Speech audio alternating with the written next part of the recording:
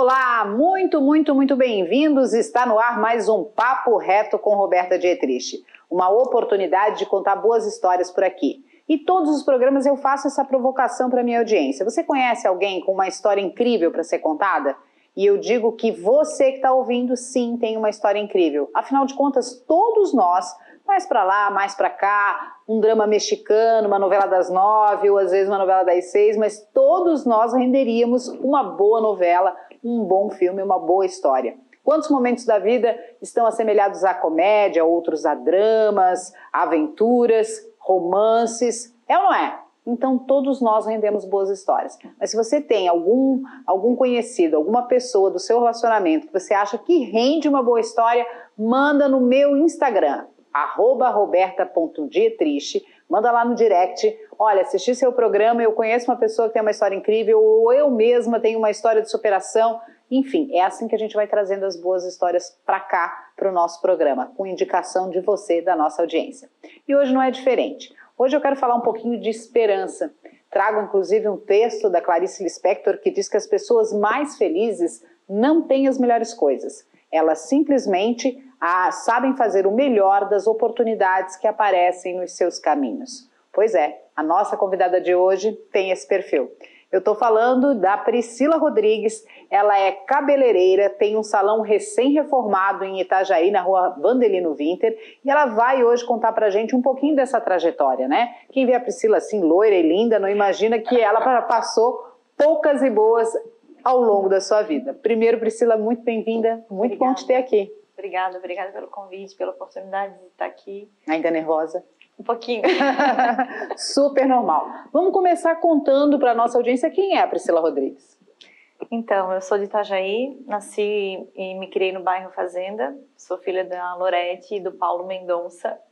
Meu pai já é falecido há 8 anos e minha mãe ela é técnica em enfermagem, aposentada, mas hoje ainda está nativa, né? E ela que praticamente nos criou, assim. Então, eu tenho 2 filhos, né? Sou casada há 20 anos.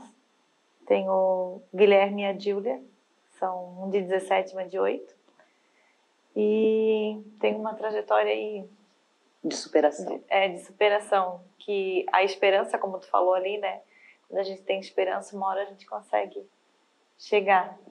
Priscila, quando essa moça, essa menina, né, nascida e criada no bairro Fazenda em Itajaí, chegou na adolescência e precisou escolher um ofício, como é que isso aconteceu na tua vida?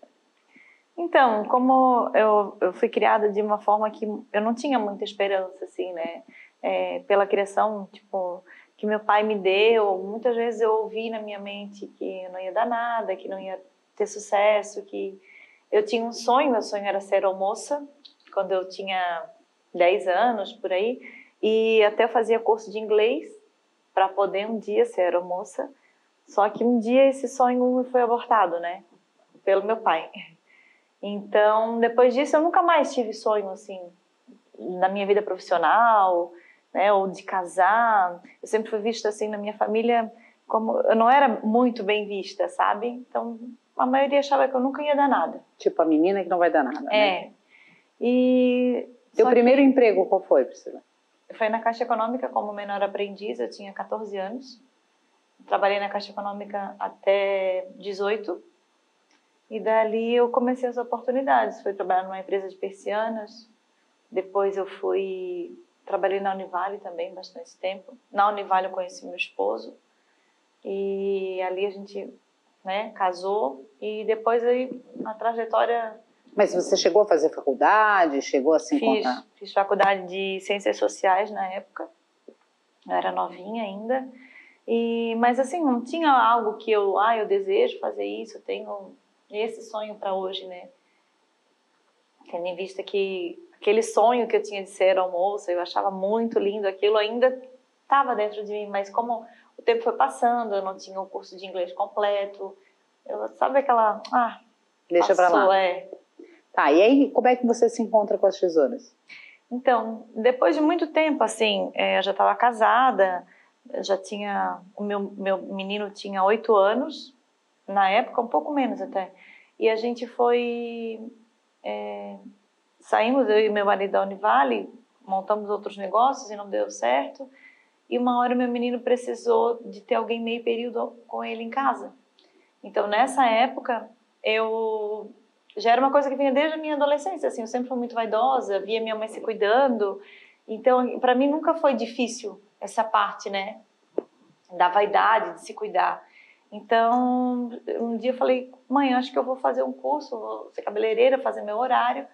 E daí minha mãe me deu um curso de cabeleireira de presente. Ela disse, então, eu vou te presentear com o curso. E ali eu comecei. E a tua história, a gente vai contar aí um pouco mais essa trajetória, mergulhar um pouco nessa trajetória, mas a tua história traz à tona, mais uma vez, aquilo que a gente fala com constância, que é a importância do pai e da mãe na formação, na realização de sonhos, na formação da autoestima, inclusive, do ser adulto, né? É lá na criança que se plantam boas ou mais sementes, né? Exatamente. E nessa fase da minha infância eu não tive isso. Não pela minha mãe, que sempre me incentivou a tudo e sempre foi muito minha amiga, né?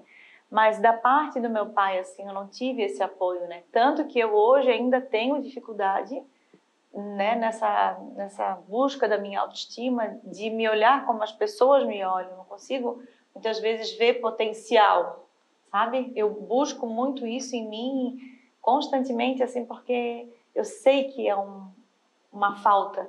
Tem um buraco ali para ser preenchido. E eu trouxe a Priscila hoje até porque eu sou cliente da Priscila e a gente é vizinhas e tal, e eu vi essa trajetória, né? Inclusive da melhoria do espaço dela e tal. E aí a gente fiquei sabendo um pouco mais dessa história. Eu acho que eu quero compartilhar isso com a minha audiência. Bom, você fala do curso de cabeleireira, mas antes disso vocês saem da Univale e vão empreender, certo? Sim. É nesse momento que vocês tentam abrir uma transportadora? Daí a gente teve lavação de carro, eu trabalhei vendendo docinho, fazendo até coffee break para a Univale, essas coisas assim, e não deu certo. Daí até um determinado dia, eu e meu esposo, ele falou, vamos abrir então a transportadora, a gente vendeu apartamento para comprar caminhão, enfim, e não deu certo, né? Mas o que não deu certo ali? Olhando para trás, o que você acha? Assim? Vocês não eram experientes, falharam no quê? Então, porque assim, nosso capital de giro ficou muito pequeno, né? A gente vendeu o que a gente tinha e comprou 2 caminhões. Então, nisso, o capital de giro ficou menor, o caminhão já era usado. Claro, não tinha experiência, meu marido trabalhava em transportadora, mas não era, né, com tanta experiência assim. E acontece que vai tendo despesa de caminhão, de motorista, e a gente chegou uma hora que não deu. O dinheiro que tinha daquele capital de giro acabou e a gente teve que entregar o caminhão, perdeu tudo, né? Faliu. Além de eu perder minha casa, perdi também o nome, né? Nosso nome ficou bloqueado, a gente ficou devendo mais do que o apartamento. Então, além de eu ter perdido meu apartamento, fiquei com uma dívida maior do que o valor do apartamento. E foi difícil, assim, né? Passar todo esse tempo. Naquela época, né? Vamos tentar voltar naquele momento lá. Como é que você fazia para sobreviver? Né? Então, perdeu tudo, não tinha mais crédito? Eu já era cabeleireira, né? Nessa época. 2013, por ali. Sem contar que antes de tudo isso eu tive síndrome do pânico, né? Antes da falência. Antes dessa fase toda, com 28 anos eu tive síndrome do pânico, tive paralisia facial e me recuperei de tudo isso. Já era problema emocional, né? E depois disso, em 2013, quando começou a acontecer tudo isso, eu também tive outra paralisia facial. E daí na verdade, nessa época que a gente estava com a transportadora e começou a diminuir, muitas vezes eu trabalhava para pagar a diária do motorista. Porque já o dinheiro que entrava era para pagar peça de caminhão, era para pagar oficina. E daquilo foi criando uma bola de neve, né? Quando a gente vê, tu já tá no meio do caos. E tu não tem nem, tipo, se vai para um lado, fica ruim, para outro também. Então, a gente foi até onde deu. E nesse período eu já era cabeleireira e eu fui aguentando a casa, né? Ajudando até muitas vezes essa parte da diária de motorista, ajudando aqui, ajudando ali. E assim, eu creio que Deus foi me dando força para isso. Mas aí, não tendo mais a casa, vocês moravam de aluguel, foram morar com a mãe, como é que vocês se rearranjaram? Daí a gente continuou morando de aluguel, sempre, né? Inclusive hoje ainda moro de aluguel, mas por muitas vezes a minha mãe ajudou. Assim, teve um período muito grande da nossa vida nessa época que minha mãe ajudava, né? Às vezes eu trabalhava mais para pagar um aluguel, meus filhos na escola acabaram ganhando bolsa pela necessidade, minha filha estudou na prefeitura, e a minha mãe ajudando muito ali com a comida. E graças a Deus, assim, por esse trabalho, por eu me dedicar, né, nunca me faltou cliente, nunca me faltou a provisão. E tem algumas histórias muito, muito curiosas, porque também nunca te faltou a humanidade de devolver ao universo, mesmo que o universo não estivesse conspirando a seu favor, você trabalhava de forma positiva com o universo.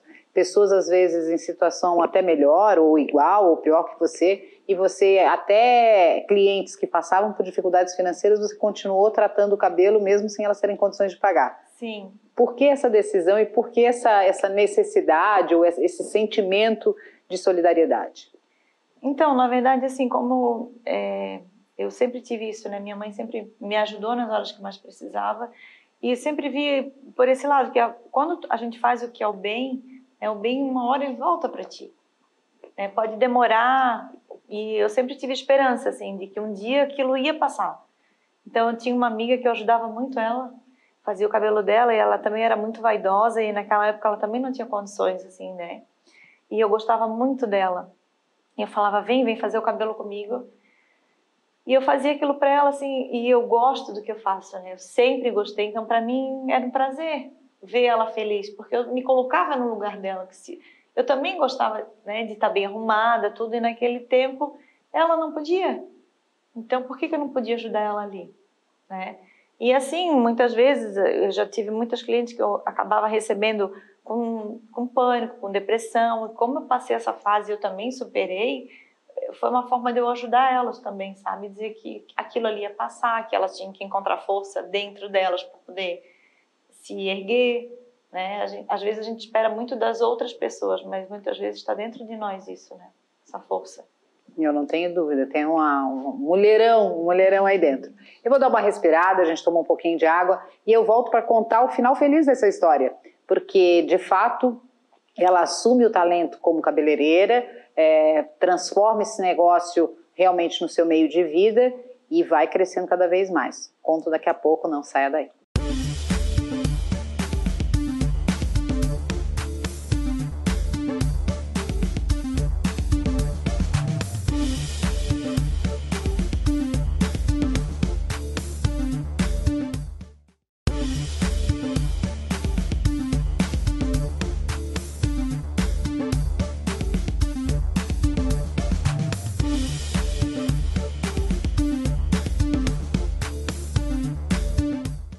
Estamos de volta e esse é o Papo Reto com Roberta Dietrich, um programa que todas as noites aqui na TV Oceano procura trazer pessoas com histórias inspiradoras. E hoje não é diferente.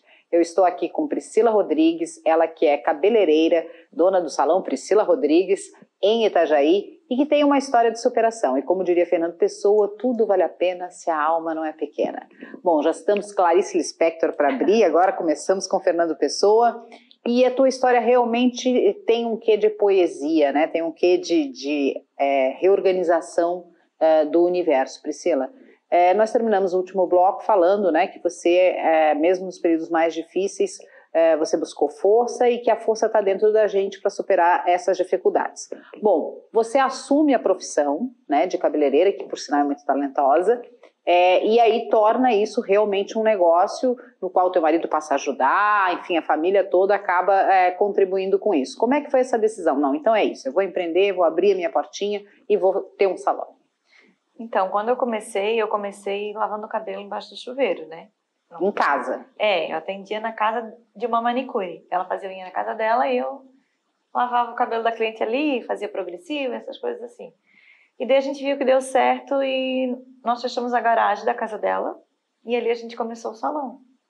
Ela de manicure, eu de cabeleireira e minha cunhada também na parte de depilação. E ali a gente começou o salão, fiquei ali um tempo. Depois eu decidi ir trabalhar sozinha. Aí fui para um lado, fui para o outro, trabalhei, abri salão, fechei salão, fui trabalhar em salão como funcionária. Depois fui para uma casa, abri salão na casa. Aquela peregrinação, né? Nunca parar em lugar nenhum. Mas eu nunca mudei meu número de telefone, sempre foi o mesmo, então meus clientes me encontravam onde eu estava.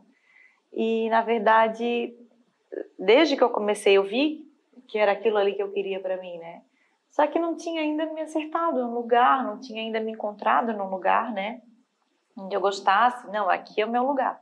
E nesse meio tempo também vale dizer que até essa falta de crença que você citou no começo da entrevista em si própria, né, de não se ver com esse talento, com todas essas qualidades, fez com que você também constantemente buscasse mais, né? Então você tem vários cursos, você foi em busca, né, dessa formação dessa profissional. Sim, na verdade, eu sempre fiz bons cursos nas academias onde eu trabalho com os produtos, né? Então sempre foi liberado cursos para a gente fazer. Eu sempre busquei fazer curso de corte, curso de mecha, para me especializar mais. Eu acho que aquilo que a gente domina, né, a gente não tem medo de chegar e fazer. Não, eu sei fazer, eu domino fazer mecha, eu domino fazer corte. Então, quando chega, a gente tem segurança de fazer. Então, por essa insegurança que eu fiz vários cursos e não me canso de fazer, né? Esse ano ainda quero ver se encaixo um curso aí no meio de tudo isso para poder trazer novidades, né, para os clientes. E, na verdade, eu sempre busquei o melhor para cliente, né, em termos de trabalhar com marca boa, de qualidade, né, tentando organizar ali preço e qualidade e o bom atendimento, né. Então, até tu falasse ali sobre a família, meu esposo, muitas vezes, quando ele não está trabalhando, ele acaba me ajudando lá. Ele lava um cabelo, ele serve uma cliente, né? Ele é um servo. Então, assim, o que ele pode fazer para estar ajudando, ele faz. E hoje ele trabalha no quê, Priscila? Hoje ele trabalha no posto de gasolina e de manhã ele faz entrega. Se vira também. Se vira, não tá, e aí você abriu o seu salão, resolveu, achou uma sala comercial. Então, aí há 4 anos atrás eu achei uma sala no prédio onde eu ainda me encontro hoje, mas aí era uma sala pequenininha, foi eu e uma manicure. Nós abrimos ali e depois também eu e ela não deu certo, eu continuei ali e fiquei ali por 4 anos, só que era uma sala pequena, de 28 metros quadrados, e dava no máximo eu e mais 2 manicures no limite, assim, né? E como o proprietário do prédio falou que eles tinham intenção de aumentar, fazer salas maiores, eu sempre disse, não, uma hora vai chegar essa sala, uma hora vai chegar essa sala. E até que daí veio a pandemia, né? Daí a gente teve que trabalhar mais reduzido. Eu já trabalhava assim com horário marcado e tal, mas daí foi um pouco mais reduzido. E nesse meio tempo ele começou a fazer a reforma do prédio e ampliou mais salas ali. E daí ali eu vi uma oportunidade. Ou eu continuava onde eu estava e ali eu, né, estabeleci um limite para a minha profissão, ou eu pensava, não, se eu for para um lugar maior, eu tenho uma possibilidade de crescer. Mas isso tudo acontece, né? Os desígnios de Deus a gente tem que aceitar, não dá para entender. Mas isso tudo acontece em plena pandemia, quando o teu movimento chegou a ficar zerado por 1 mês, 2 meses, ali logo que aconteceu o lockdown, enfim, em março do ano passado. E aí ele começa a fazer a reforma, surge a oportunidade. Ou seja, quanto de capitalizada você estava para essa transformação? 0. É isso que eu acho que é a melhor parte da história, né? Tipo assim, foi muito fé, né? Foi muito... não, eu quero crescer, eu vou fazer, mas eu não tenho dinheiro. E aí, como é que faz? Então, daí quando ele falou que ia começar a mexer, realmente, quando deu a pandemia, nós ficamos 15 dias parados. E na minha profissão, se eu não trabalho, não ganho. Eu não ganho, né? E se eu não ganho, mas meu aluguel vence, a minha luz, a comida, né? E até eu estava na expectativa que se não abrisse, eu ia atender os clientes em casa, eu ia me reorganizar de outra forma. Mas eu não podia deixar de trabalhar. E daí, nisso tudo, ele começou a reforma e foi... Quando eu me dei conta, assim, que eu olhei a sala quase pronta, assim, e agora, né? Aí eu falei com meu marido, e agora? Daí eu disse, eu acho que eu vou desistir. Porque não tinha dinheiro, não tinha nada. Daí eu disse pra ele, aí ele falou, ó, se tu quiser agora ainda é o tempo, né? Só que assim, se tu desistir, tu vai continuar nessa sala, com esse movimento, né? Desse jeitinho, para sempre. Ou tu pode ampliar, tu pode crescer o teu negócio, né? Vai vir mais clientes, enfim, vai aumentar. Daí eu disse, meu Deus, então tá, seja o que Deus quiser, então vamos. E daí, aí quando ele meio que quase entregou a sala, daí eu disse, agora eu preciso fazer um projeto. daí o projeto eu não tinha dinheiro, né?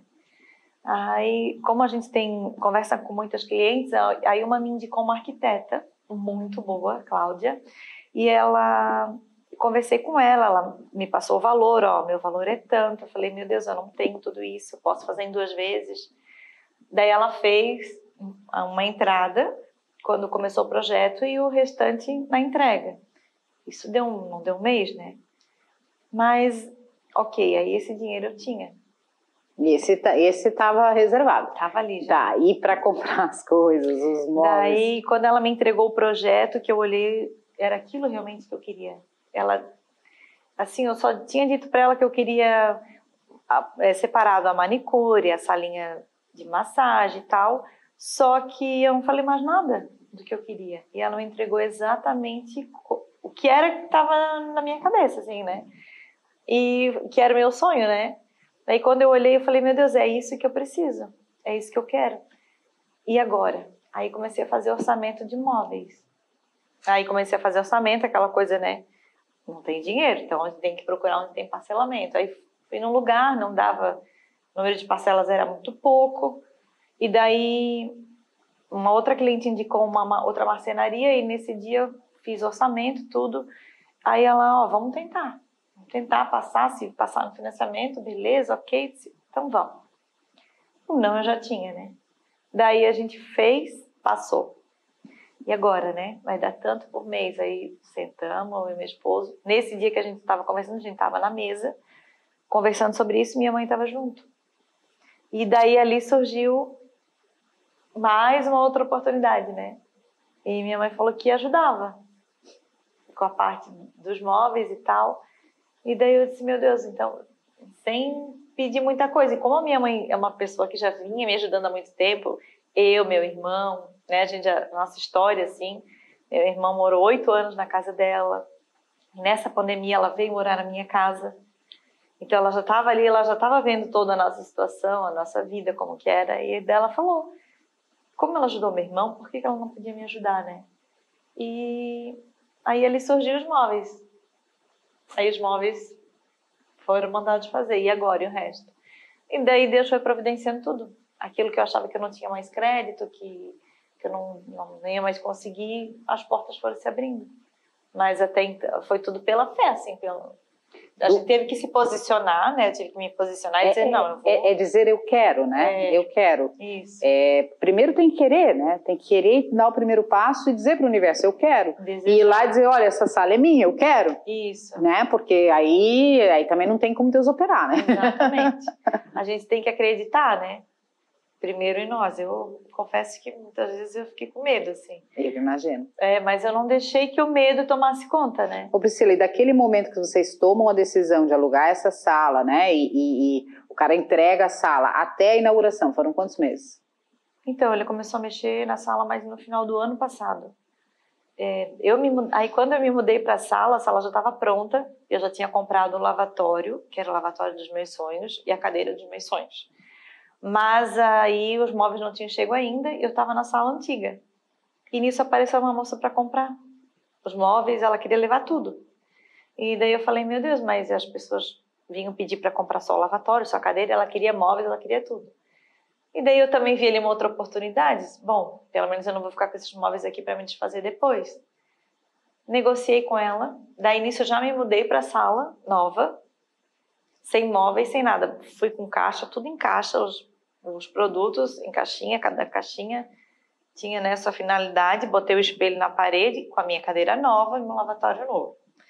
E ali eu comecei, fiquei 15 dias ali até o prazo dos móveis chegarem. Então na salinha eu fiquei na sala nova 15 dias sem nada, depois... Tá, mas quanto tempo Foi 6 meses. 6 meses, da decisão, ao projeto, execução, 6 meses. Bom, e aí essa nova sala foi inaugurada agora recentemente, né? Então, daí a gente conseguiu deixar pronto até o final de maio, e daí como agora em junho tinha o mês dos namorados, aí o que eu fiz? Como a gente não pode estar fazendo... Aglomero, né? Aglomero, eventos e tal, eu fiz um coffee break todas as tardes, na semana dos namorados, e convidei as clientes para visitar o espaço novo, né? E o que aconteceu nessa semana? Então, daí meu movimento aumentou. Ganhei bastante cliente nova nessa fase, né? Nessa transformação. Deu um up, né? Porque o salão realmente está muito bonito, né? Ficou bem aconchegante, né? Muito legal, muito bonito. Deu um up, assim, sabe? Elas chegam, elas se sentem bem, elas se sentem... Parece que estão em casa, né? Eu fiz uma copinha, só aqui tem tudo que vocês precisarem se servir, e às vezes eu tô atendendo alguém, não tenho condições de dar atenção, mas como se estivesse em casa. Então, imagina, a gente chega num lugar desse, né? Bem tratada, tem atendimento, atenção. Inclusive, tu conseguiu ampliar os serviços oferecidos, né? Sim, eu tinha só manicure, agora tem massagem, tem depilação, tem alongamento de cílios, limpeza de pele. Já dá um upgrade, né? Já aumenta todo o volume de vendas. E o que você diria para quem está, de repente, nesse momento, colocando o seu sonho embaixo do tapete, deixando para depois? Então, assim, muitas vezes a gente acha que, às vezes tem uma palavra sobre a nossa vida, né? Que tu sabe que tu tem aquele sonho, que tu tem aquele potencial. Como aconteceu comigo, muitas vezes eu achei que não ia dar em nada, né? E, de repente, chegou a tua vez, né? Chegou a minha vez na fila. Acho que eu estava na fila, agora é a tua vez. Então, assim, que as pessoas que têm sonhos, que, independente, tu pode olhar e dizer, mas como? É impossível. Eu tinha um sonho um dia e quando eu perdi tudo, perdi apartamento, ficamos com dívida, né? Oficial de justiça na porta de casa levando o caminhão embora, eu olhei para aquilo tudo e falei assim, Deus, o que eu tenho aqui? Não tenho mais nada. Né? Mas o que me deu força mais também foi olhar para os meus filhos, né? E dizer que eles dependiam de mim. Então eu precisava, dentro de mim, buscar essa força, me levantar e seguir em frente, que uma hora ia chegar. Então, que essas pessoas que não têm o sonho, ou que têm um sonho adormecido, comece a gerar dentro do coração, né? Porque, como tu falou, a gente tem que falar para o universo aquilo que a gente quer primeiro, para depois a gente receber. Então, tudo é gerado, né? A gente tem que liberar a palavra, essa palavra liberada começa a gerar na atmosfera para que depois a gente venha receber. E assim, ó, a tua atividade é uma atividade de alta concorrência, né? Ali na região onde está o teu salão, no bairro ali do São Judas, ali no bairro São Judas, deve ter num raio de 3 quilômetros, sei lá, 5, 6, 7 salões, talvez? Olha, tem o meu, na outra quadra mais um, na frente outro, logo atrás, na quadra de trás, outro. Não, tem então, 4, 5 ali num raio de 2 quilômetros, tem muito mais, inclusive. O que você acha que te diferencia agora? Então, como eu tipo assim, as clientes vêm atrás de mim por indicação, muitas. Eu nunca fiz muita propaganda, então uma cortava o cabelo, indicava para outra, que a outra vinha. Então sempre através de celular, meu telefone do salão nem toca, porque elas me procuram pelo WhatsApp, né? Então essa forma, né, de buscar cursos, de se aperfeiçoar, né? Às vezes a pessoa, mas eu sei tirar uma cutícula, mas eu sei cortar um cabelo, mas tu não tem um aperfeiçoamento, tu não tem a técnica para isso. E as coisas mudam, né? Inovam. Exatamente. Então a gente tem que estar em busca de cursos, né? De querer crescer, conhecimento, porque o conhecimento é o que nos diferencia, né? Também. Eu quero deixar reservado até 2024, mais ou menos o meu horário, porque esta menina vai bombar. Ela é boa no que faz, ela é dedicada, ela é concentrada, ela tem um salão lindo agora. E eu não tenho dúvida de que só vai crescer. Obrigada.